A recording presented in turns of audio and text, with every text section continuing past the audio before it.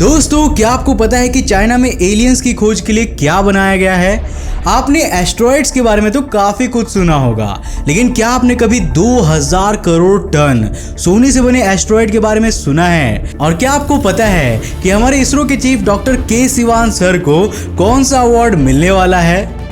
नहीं पता ना? तो देर किस बात की, आज के इस वीडियो को बिल्कुल एंड तक जरूर देखना, क्योंकि आज हम आपके लाए हैं ऐसे ढेर सारे रोमांचक फैक्ट्स जो आपका दिल खुश कर देगा। तो हेलो गाइस, मैं हूं कौशिक और चलिए शुरू करते हैं आज के इस नए एपिसोड को। दोस्तों, क्या आपने एस्ट्रॉइड एरोस के बारे में सुना है? ये एक नियर अर्थ एस्ट्रॉइड है, मतलब इसकी ऑर्बिट हमारी धरती की ऑर्बिट के काफी क्लोज है। इसकी डिस्कवरी 13 अगस्त 1898 को जर्मनी के बर्लिन यूरेनिया ऑब्जर्वेटरी से की गई थी और इसका डायमीटर 16.8 किलोमीटर्स है। साल 2000 में नासा का नियर शूमेकर स्पेसक्राफ्ट इसको ऑर्बिट कर चुका है और साल 2001 में इस स्पेसक्राफ्ट ने इस पर सॉफ्ट लैंडिंग भी की थी। खैर, इंटरेस्टिंग बात तो ये है कि नासा के कैलकुलेशन के अनुसार इसमें करीब 2000 करोड़ टन एल्यूमिनियम है और करीब इतनी ही मात्रा में गोल्ड और प्लैटिनम जैसे रेयर मेटल्स भी प्रेजेंट है। मतलब जस्ट इमेजिन ये एक एस्ट्रॉइड कितनी ज्यादा वैल्यूएबल है। आने वाले समय में नासा इस एस्ट्रॉइड पर माइनिंग करने का भी सोच रहा है और क्या पता हम यहाँ से कुछ गोल्ड धरती में लाने में भी कामयाब हो जाए। दोस्तों, सुपरनोवा एक्सप्लोजन वो एक्सप्लोजन होता है जो एक स्टार के अंत के समय होता है। आपको पता होगा कि एक स्टार के कोर में हाइड्रोजन और हीलियम के बीच न्यूक्लियर फ्यूजन की अभिक्रिया होती है और मैटर लाइट के फॉर्म में कन्वर्ट होता रहता है। इट मीन्स स्टार का मास भी समय के साथ साथ कम होता जाता है और एक समय ऐसा आता है जब स्टार में प्रेजेंट फ्यूलिंग मैटर खत्म हो जाता है और बाकी बचा मैटर उसकी कोर के चारों ओर जमा होने लगता है। इससे कोर का वजन काफी ज्यादा भारी हो जाता है और अल्टीमेटली एक दिन ऐसा आता है जब कोर का ग्रेविटेशनल फोर्स अपने ही वजन को नहीं सह पाता और बूम, एक जोरदार एक्सप्लोजन होता है। यह एक्सप्लोजन बहुत ज्यादा खतरनाक होता है और आसपास के सोलर सिस्टम्स को काफी नुकसान भी पहुंचा सकता है। वैसे क्या आप जानते हैं कि हमारी धरती के सबसे करीब में ऐसा कौन सा तारा है जिसमें आने वाले नियर फ्यूचर में सुपरनोवा एक्सप्लोजन हो सकता है? ये है धरती से 150 लाइट ईयर्स दूर पेगासुस कॉन्स्टेलेशन में स्थित IK पेगासी B स्टार। ये इतना ज्यादा छोटा है कि आप इसे आसमान में ढंग से अपनी आंखों से देख ही नहीं पाओगे। साइंटिस्ट का ये मानना है कि आने वाले फ्यूचर में इस स्टार में सुपरनोवा एक्सप्लोजन हो सकता है। पर वेट, इससे हमारी धरती को कोई भी नुकसान नहीं होने वाला, क्योंकि हमारा सोलर सिस्टम इससे लगातार दूर होता जा रहा है और जब तक इस स्टार में सुपरनोवा एक्सप्लोजन होगा तब तक हमारा सोलर सिस्टम इससे काफी दूर निकल चुका होगा। चलिए, अब मैं आपको ले चलता हूँ चाइना। एक मिनट, इधर जाने का रिस्क मैं नहीं लेने वाला और ना ही मैं आपको इधर लेके जाने वाला हूँ, बल्कि मैं आपको दुनिया के सबसे सेंसिटिव लिसनिंग डिवाइस के दर्शन कराने वाला हूँ।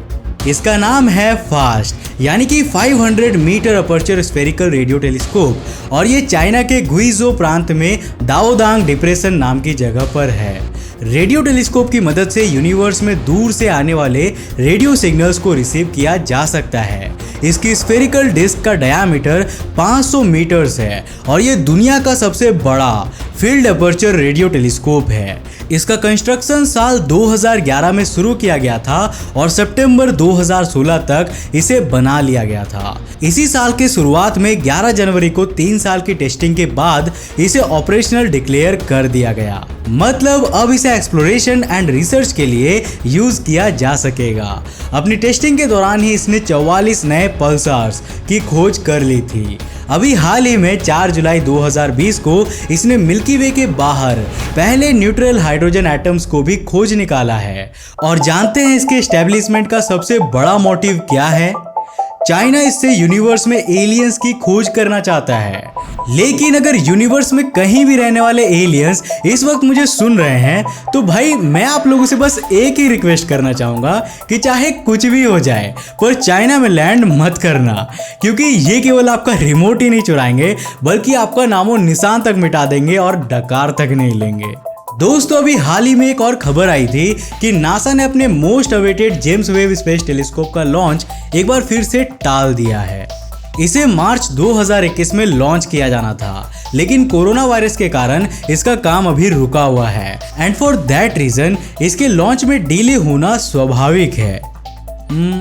स्वाभाविक नहीं है, यहाँ पर नासा को हमारे देश भारत की स्पेस एजेंसी इसरो से सीखना चाहिए। गगनयान मिशन इसरो का वो मिशन है जिसके थ्रू हम पहली बार भारत की धरती से स्पेस में इंसानों को भेजने की तैयारी कर रहे हैं। इस मिशन को दिसंबर 2021 में भेजा जाने वाला है और इसरो ने साफ कर दिया है कि चाहे कोरोना वायरस आए या पूरा चाइना ही आ जाए, अंतरिक्ष की ओर भारत का ये सफर बिल्कुल भी लेट नहीं होगा। इसकी लॉन्चिंग डेट में बिल्कुल भी बदलाव नहीं होने वाला। हालांकि दिसंबर 2020 में इसरो इसको बिना इंसान के स्पेस में भेजने की जो प्लानिंग कर रहा था, उसकी लॉन्च डेट पर फर्क जरूर पड़ सकता है। अब बात चली है इसरो की, तो यहाँ से हमारे लिए एक खुशखबरी और भी है। 14 जुलाई 2020 को IAA यानी कि इंटरनेशनल एकेडमी ऑफ एरोनॉटिक्स ने ये अनाउंस किया है कि इसरो के चीफ डॉक्टर के सिवान सर को इस साल का वॉन कार्मन अवार्ड मिलने वाला है। ये इंटरनेशनल एकेडमी ऑफ एरोनॉटिक्स के द्वारा दिया जाने वाला सबसे बड़ा अवार्ड है और स्पेस एंड साइंस की फील्ड से जुड़े किसी भी साइंटिस्ट के लिए यह अवार्ड मिलना बहुत बड़ी और सम्मान की बात होती है। के सिवान सर को यह अवार्ड अगले साल मार्च में फ्रांस के पेरिस शहर में होने वाले फंक्शन में दिया जाएगा। थियोडोर वॉन कार्मन हंगरी के महान मैथमेटिशियन, एरोस्पेस इंजीनियर और फिजिसिस्ट हुआ करते थे और उन्हीं के नाम पर इस अवार्ड को दिया जाता है। इससे पहले यह award former ISRO chief professor Udupi Ramachandra Rao और कृष्णा स्वामी कस्तूरी रंगन को मिल चुका है। तो दोस्तों, इसरो और के सिवान सर के लिए इस वीडियो को एक लाइक करना तो बनता है मेरे यार, है कि नहीं?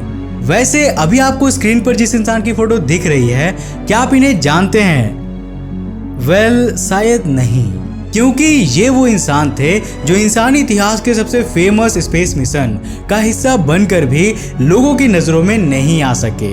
इनका नाम है माइकल कॉलिंस और ये भी उसी अपोलो 11 मिशन का हिस्सा थे जिसके through Neil Armstrong and Buzz Aldrin ने पहली बार मून की सतह पर कदम रखा था। माइकल कॉलिंस उस मिशन में कमांड मॉड्यूल में थे और जब बाकी दोनों एस्ट्रोनॉट्स चांद पर वॉक कर रहे थे, तब ये अपोलो 11 के कमांड मॉड्यूल को चांद के चारों ओर घूमकर कंट्रोल कर रहे थे। जरा सोचिए, आप धरती से इतनी ज़्यादा दूर आए हुए हो और आपके सामने एक ऐसी जगह है जहां इससे पहले किसी भी इंसान ने कदम नहीं रखा था, पर फिर भी आपको वहां पर चलने और उस जमीन को छूने का मौका नहीं मिला। काफ़ी बुरा लगता है ना? माइकल कॉलिंस को भी जरूर लगा होगा, बट ये मिशन में उनका रोल था और उस मिशन को सक्सेसफुल बनाने में उनका रोल भी उतना ही इम्पोर्टेंट था जितना कि बाकियों का था। वैसे आपको बता दूं कि अपोलो 11 मिशन माइकल कॉलिंस का दूसरा स्पेस मिशन था। इससे पहले वो साल 1963 में नासा के जेमिनी 10 मिशन के थ्रू स्पेस में भी गए थे। आखिर में मैं आपको ले जाने वाला हूं धरती से 489 लाइट ईयर्स दूर मोनोसरस कॉन्स्टेलेशन में स्थित कोरोट 7b प्लैनेट पर।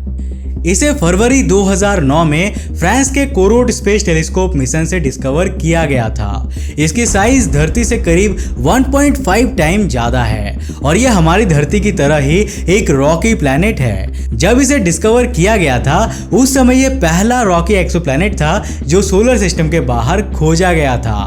कोरोट 7b अपने स्टार के काफ़ी ज़्यादा करीब है और इसे उसकी एक ऑर्बिट को पूरा करने में सिर्फ और सिर्फ 20 घंटे लगते हैं। यही कारण है कि अगर आप इसकी सरफेस पर खड़े होकर इसके सूरज को देखेंगे ना, तो ये आपको हमारे सूरज के मुकाबले 360 गुना ज़्यादा बड़ा दिखेगा और इसका सरफेस टेम्परेचर 2600 डिग्री सेल्सियस है। कहते हैं कि यहाँ पर उबलते हुए लावा का समुद्र हो सकता है। वहीं दूसरी ओर यह अपने स्टार से टाइटली लॉक्ड भी है, इसलिए इसके एक साइड पे बहुत ज़्यादा गर्मी होती है तो दूसरी साइड में बर्फ जमा देने वाली ठंडी होती है ना? काफी स्ट्रेंज प्लेनेट। यूनिवर्स ऐसे ही अजीबोगरीब चीजों से भरा हुआ है मेरे यार, लेकिन हम आपके लिए ऐसे इंटरेस्टिंग वीडियोस लाते रहेंगे जिसमें आप ऐसे ही अजीबोगरीब चीजों से रूबरू हो सके। और अब आप हमें सपोर्ट कर सकते हैं अंतरिक्ष टीवी की मर्चेंडाइज खरीद कर। एंड मैं उन सभी लोगों को थैंक्स कहना चाहूँगा जिन्होंने हमारे टी शर्ट्स खरीदे हैं। आपके इस सपोर्ट के कारण ही हम आपके लिए लाए हैं एक नया ऑफर। अब आप अंतरिक्ष टीवी के किसी भी प्रोडक्ट को खरीद कर 50 रुपीज का इंस्टेंट कैशबैक पा सकते हैं इन योर अंतरिक्ष टीवी वॉलेट। बस आपको चेकआउट के समय स्पेस 50 कूपन कोड को यूज करना होगा और ऑर्डर कंप्लीट होते ही कैशबैक आपके वॉलेट में क्रेडिट हो जाएगा। इस कैशबैक को आप अपने नेक्स्ट ऑर्डर में यूज कर सकते हैं। वैसे ये ऑफर अंतरिक्ष टीवी के सारे प्रोडक्ट्स में एप्लीकेबल हैं और आप जितने ज़्यादा टी शर्ट्स लोगे कैशबैक भी उतना ज़्यादा मिलेगा। तो सोच क्या रहे हो, जल्द से जल्द अपने मनपसंद के टी शर्ट्स ले लो। तो आज के लिए बस इतना ही। अगर आपको ये वीडियो पसंद आया तो इसे लाइक करने के साथ साथ अपने फ्रेंड्स और फैमिली के साथ जरूर शेयर करना। अगर आप नए हो इस चैनल पर तो ऐसे इंटरेस्टिंग वीडियोस के लिए चैनल को सब्सक्राइब करने के साथ साथ नोटिफिकेशन बेल को भी ऑन कर देना ताकि आप देख सको हमारे वीडियो सबसे पहले। तब तक के लिए बाय, जय हिंद।